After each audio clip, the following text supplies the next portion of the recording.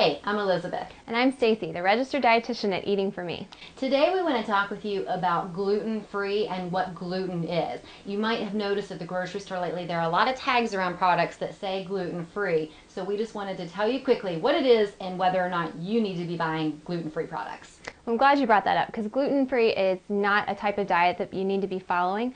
Gluten is actually the protein that's found in whole grains.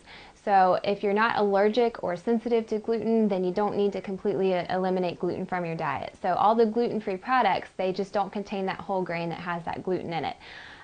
So there's actually a disease called celiac disease, and it's for people that are allergic to gluten.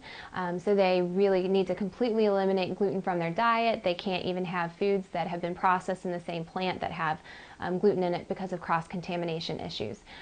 So if you do not have celiac disease or a gluten sensitivity, gluten-free is not something that you need to be worried about. Okay, but it's not anything that we need to avoid buying either, right?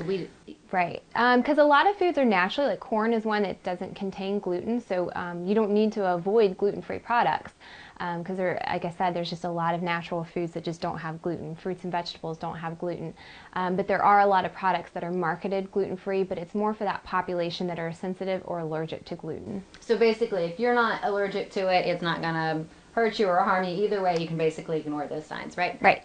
All right. Thanks, Stacy. We hope you enjoyed this video. Until next time, cheers.